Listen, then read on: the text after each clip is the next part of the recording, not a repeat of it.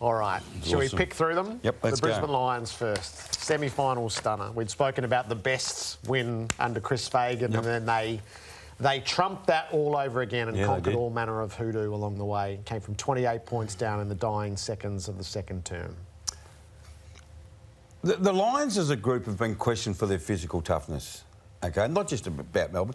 Are you physically tough enough to win a premiership?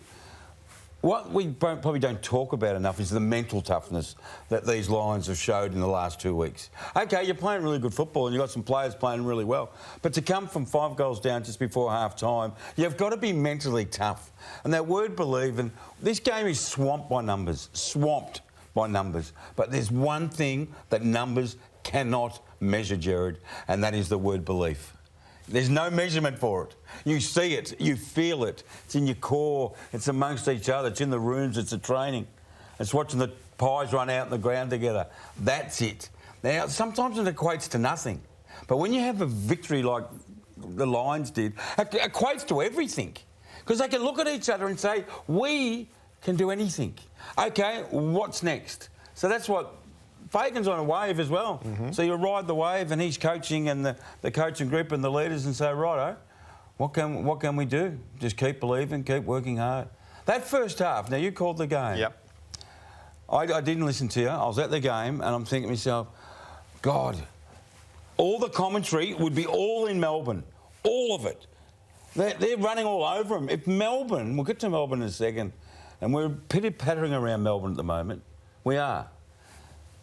But that sticking in, they hung in, Jared. It was amazing.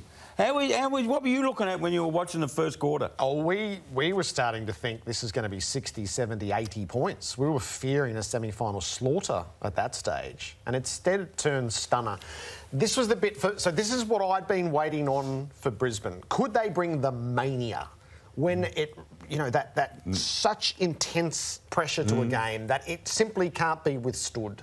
And that desire that Lachie Neale showed when he split between two and he won the ball, and Cam Rayner, who's horizontal to the ground, making his... And Harris put one into the Frank Gray Smith bar.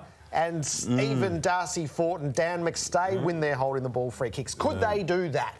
Because we've seen them ping the ball up and down the ground for a few years and they look really nice when they do it. But this is what I've been waiting for. And you could see it in the first 20 seconds after half-time that this was on. And Melbourne didn't like it. No, they didn't like it. We'll get to Melbourne in a second, Jared. But in that second quarter, what the Lions did, and they had to do it or the game was done, they had to square the play. Forget the scoring. Get a bit of the ball and kick it and share it. And they went something like 16 uncontested marks in the first quarter to like 35 in the second. So they're able to stop Melbourne, and they started arm wrestling the play of the game. And then, I'll say it again, that Eric Hipwood goal in the second quarter, he just had to kick it. Yep. And I've been critical of Eric Hipwood over the years with his wayward kicking. He's been fantastic under enormous pressure. And I'm sitting there and I'm thinking, I was sitting again next to Sam Lansbury, I said, he's just got to kick this goal to give them a sniff. Yep. And he did. And they were all around. So from there in the second half, it was pretty blitz footy in that third quarter, wasn't it? The Dogs rode this sort of wave in 16. The Giants did it in 19. 2 wins. Who knows? Perfect. That is the Dogs. Any longer. Bob Murphy said that. We're on a wave. Yep. I remember him sitting right there, Jared. And he wasn't even playing. He goes, we're on a wave.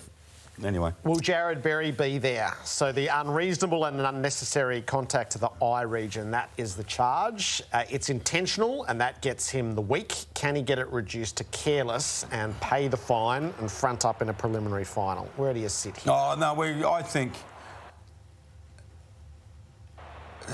Where was he looking? Where was he looking?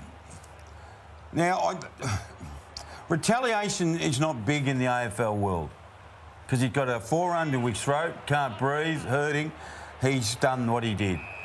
I think they can downgrade it to careless, but it's going to be a pretty strong, have to be a really strong case. I think he should get off, but I've said that before, and people have got 3 weeks, so I don't really know, but.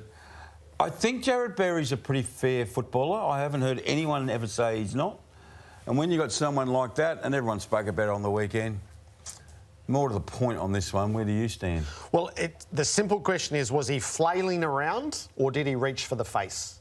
And the answer to that question will determine What do you where it think? What sits. do you think? I think he can make a really good case tomorrow night That he was that he was flailing. flailing. Now, whether he can do enough to satisfy a couple of former players, we'll find out. The history of these things, so there's one case that Brisbane are clearly going to use, the other's a little more inconvenient, and it involves Berry. So this was Andrew Brayshaw last year, where he got the week. He went to the tribunal, said he would never do such a thing, but the tribunal believed that he absolutely reached for the face, and that's the only threshold. It doesn't have to be a gouge or a scratch, it just has to be unnecessary to the face, and this is the one Brisbane like that resulted in a fine. But this wasn't, it wasn't on the same grounds, it was around wrestling rather than intentional contact to the face. So we're going to do that in real time tomorrow night. It's going to be a long week. Yeah, they'll go the distance with it, won't Absolutely. they? This was Scott Pendlebury on Triple M today, the Collingwood captain, his thoughts. I feel for him because it's when someone's got their elbow in your head pushing you into the ground. Yeah. I know if I was in his shoes, you're trying to grab or do whatever you can. I thought he was just doing whatever he can, like trying to reach for like the neck of the jumper. And unfortunately, he got him near the eye, but I don't know if he actually eye gouged him. It's just he was trying to do whatever he could, it looked like, to get him off. I agree with Scott Pendlebury. I think he's superbly said. Yes, but he has pitched it as eye gouging, and that's not the charge. No, he did. I wasn't listening to that bit. I just listened to try to get his throat out. Yep. Throw All right, him out of his Melbourne, throat. straight sets exit for the defending premier.